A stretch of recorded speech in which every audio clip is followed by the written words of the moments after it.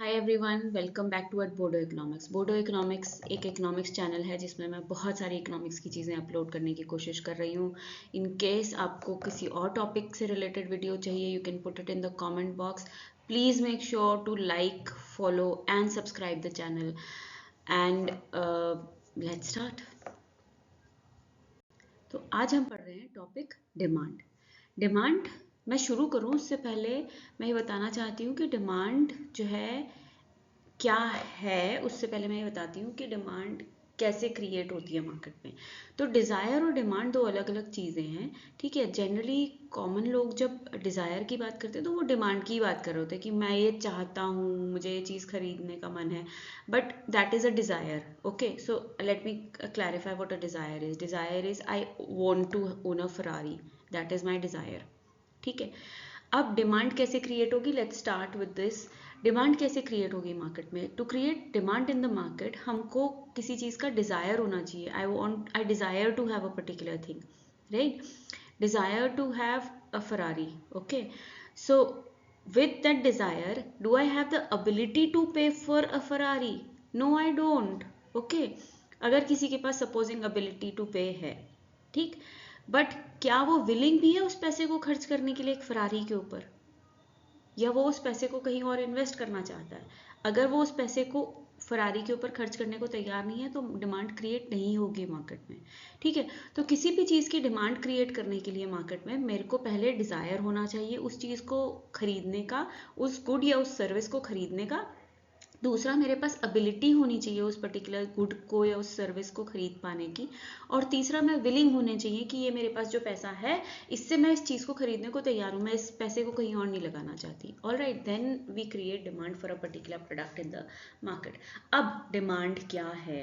Demand एक चीज़ को हम किसी चीज़ को खरीदने की या किसी चीज़ को रेंट आउट करने की जब हमारी कैपेसिटी होती है, या हम किसी चीज़ को जब मार्केट में उसकी डिमांड क्रिएट करते हैं, तो उसका मतलब क्या है? हम क्यों किसी पर्टिकुलर चीज़ की डिमांड क्रिएट कर रहे हैं मार्केट में?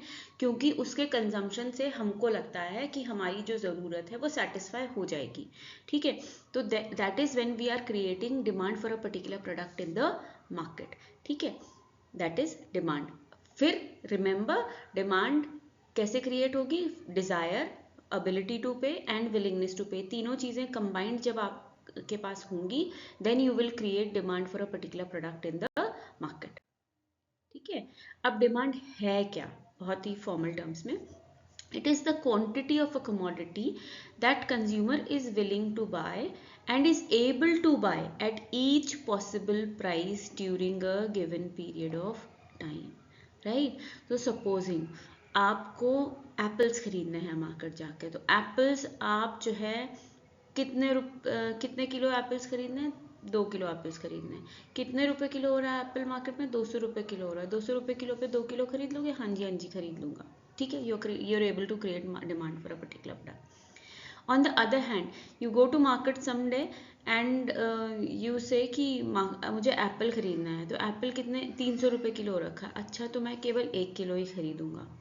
और you go on the third day, Apple खरीदना है मार्केट में, कितना किलो हो रखा है? 400 रुपये किलो। नहीं नहीं, आज एप्पल नहीं खरीद सकता। तो डिमांड क्या है? डिमांड किसी पर्टिकुलर गुड की कितनी कितनी क्वांटिटी हम किस किस प्राइस पर मार्केट में खरीदने को तैयार हैं during a given period of time, इसको हम डिमांड कहते हैं। तो डिमांड के अंदर जब हम डिमांड की बात करते हैं तो इसमें 4 मेन चीज़ें आती हैं। पहला है क्वांटिटी ऑफ द कमोडिटी, कितना खरीदेंगे। जैसा कि मैंने आपको एक बहुत रफ सा एग्जांपल दिया था कि 200 रुपये किलो पे मैं 2 किलो खरीदने को तैयार थी, 300 रुपये किलो पे मैं 1 किलो खरीदने को तैयार थी, और 400 रुपये किलो पे मैंने कहा नहीं भाई अब नहीं खरीदूंगी, ठीक है, ज़ीरो क्वांटिटी मैं खरीद रही हूँ। तो क्वांटिटी ऑफ अ कमोडिटी। दूसरा, विलिंगनेस टू बाय, मेरी विलिंगनेस टू बाय होनी चाहिए। 400 रुपये किलो पे मेरी विलिंगनेस टू बाय नहीं थी, ठीक है, 300 तक थी। प्राइस ऑफ अ कमोडिटी क्या है? वो बहुत इंपॉर्टेंट फैक्टर है, ठीक है। प्राइस ऑफ अ कमोडिटी, हम कितने प्राइस पर खरीदने को तैयार हैं किसी पर्टिकुलर गुड को, राइट। और कौन सा पीरियड ऑफ टाइम है, ठीक है। वो ये सारी चीज़ें कंबाइन करके हम डिमांड को पढ़ रहे हो, राइट।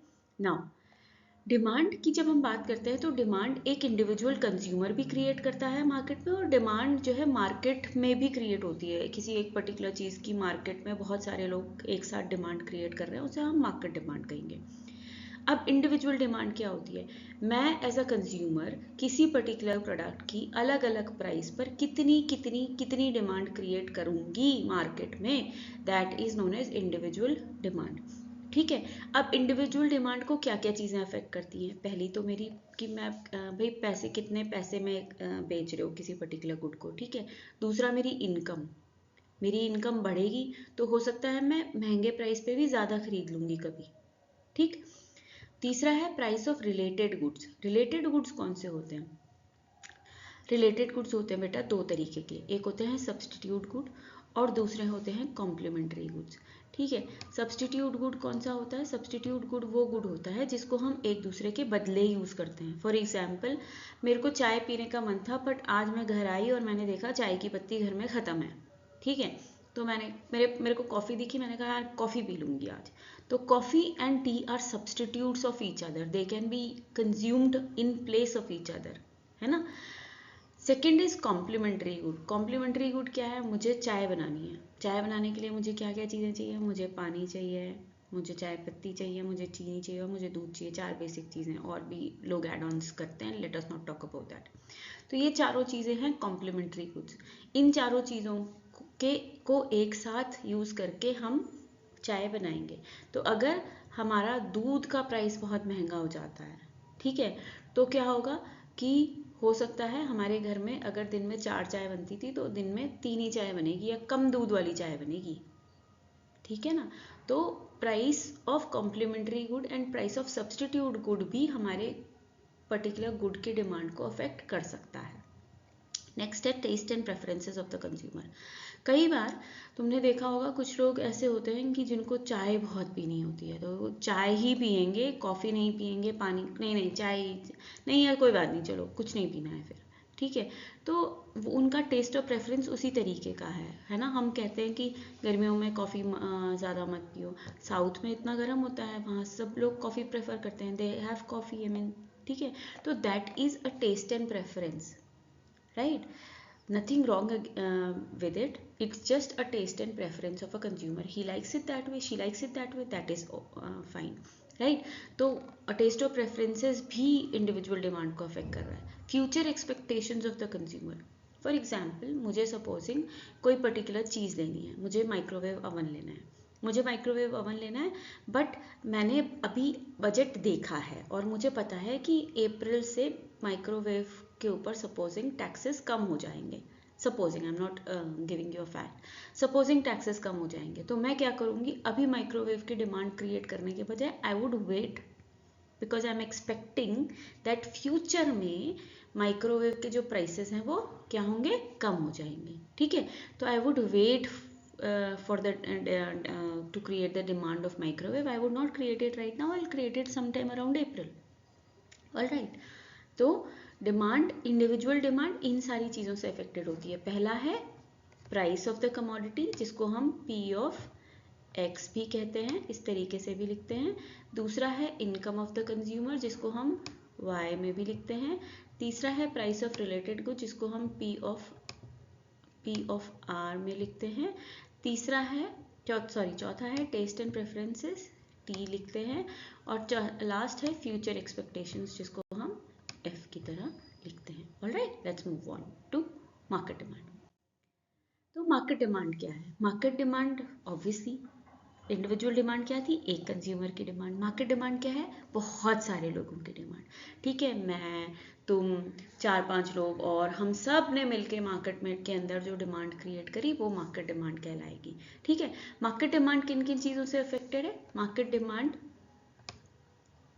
प्राइस ऑफ एक्स से अफेक्टेड है, market demand price of related goods से अफेक्टेड है, market demand income of consumer से अफेक्टेड है, मार्केट डिमांड टेस्ट और प्रेफरेंसेस से अफेक्टेड है, और मार्केट डिमांड फ्यूचर एक्सपेक्टेशन से भी अफेक्टेड है। यानी कि इंडिविजुअल डिमांड को जो जो चीज़ें अफेक्ट कर रही हैं वो सारी की सारी चीज़ें मार्केट डिमांड को भी अफेक्ट कर रही होंगी, ठीक है, कर रही हैं, ठीक है। उसके अलावा ये 3 चीज़ें और हैं जो मार्केट डिमांड को अफेक्ट कर रही होती है। पहला है size and composition of population. Size कितना बड़ा है पॉपुलेशन का? हमारे कंट्री में साइज़ ऑफ पॉपुलेशन बहुत लार्ज है, ठीक है। और हमारे कंट्री में यूथ बहुत ज़्यादा है, तो अब तुम देखो नोटिस करोगे कि हमारे कंट्री में यूथ से रिलेटेड प्रोडक्ट्स बहुत सारे लॉन्च होते हैं, ठीक है। और हमारे कंट्री में क्योंकि यूथ बहुत है तो जो बच्चे हैं वो भी ज़्यादा हो रहे हैं, तो किड्स प्रोडक्ट्स की भी बहुत डिमांड है हमारे देश में, ठीक है। तो मार्केट डिमांड किन प्रोडक्ट्स की ज़्यादा होगी, यूथ से रिलेटेड प्रोडक्ट्स की और किड्स से रिलेटेड प्रोडक्ट की। दूसरा, सीजन और वेदर भी मार्केट डिमांड को अफेक्ट करते हैं। फॉर एग्जांपल, अभी तो मेरे पास छाता नहीं है, मुझे छाते की ज़रूरत नहीं है, पर बारिश के दिनों में जब मुझे काम पे जाना है या मुझे कहीं बाहर जाना है और मुझे रोज़ बारिश फेस करनी पड़ती है, तो I would need an umbrella और I would need a rain coat, ठीक है। And that is not only my case, that is a case of everyone around us, ठीक है। किसी के पास छाता नहीं होगा, किसी के पास रेन कोट नहीं होगा, किसी को और छाते चाहिए, किसी को और रेन कोट चाहिए, all those things combined together. Last is distribution of income. Income distribution कैसा है, तो इनकम डिस्ट्रीब्यूशन बहुत वेरीड है।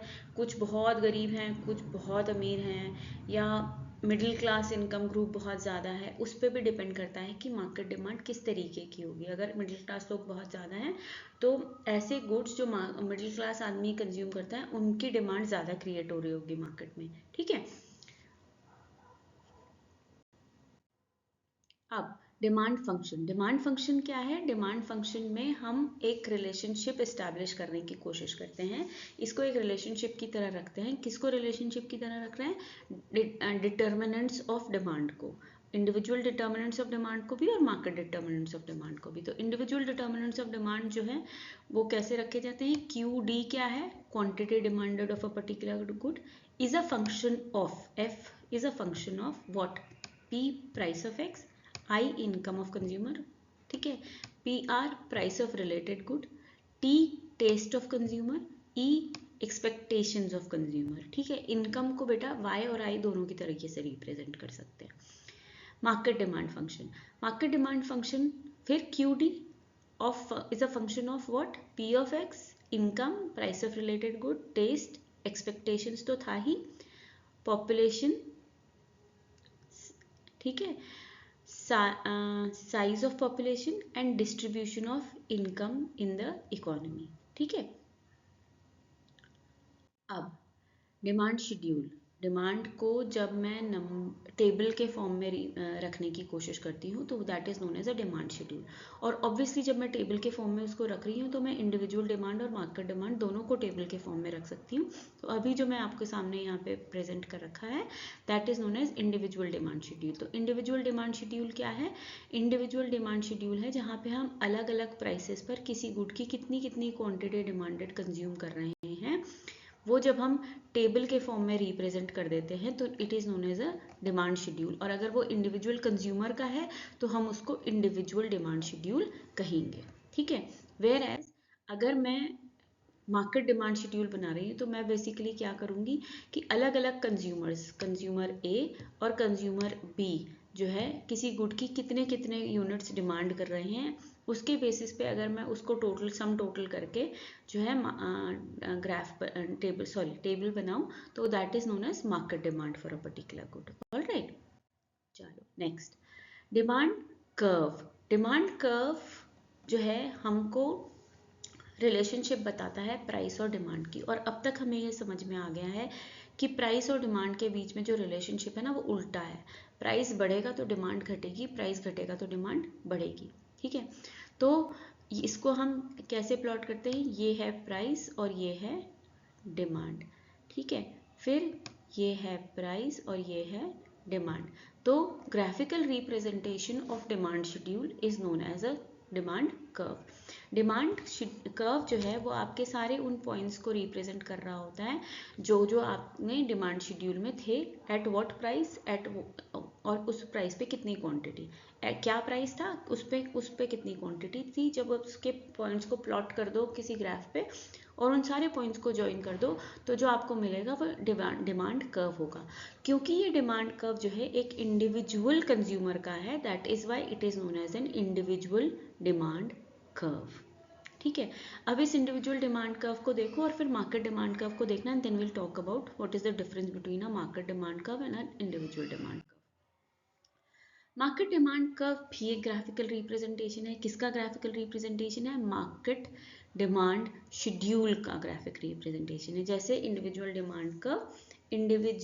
डिमांड शेड्यूल का ग्राफिकल रिप्रेजेंटेशन था, वैसे ही मार्केट डिमांड शेड्यूल जो है का ग्राफिकल रिप्रेजेंटेशन क्या होता है, मार्केट डिमांड कर्व होता है। अब अगर तुम देखो तो इसको जो ये कर्व बनता है मार्केट डिमांड का, वो कंपैरेटिवली फ्लैटर होता है। फ्लैटर एज इन उसका जो स्टीप होगा, ये स्टीप है ना, बहुत स्टीप है, ये स्टीप कम हो गया, ये स्टीप और कम हो गया, इसको ऐसे दिखाते हैं।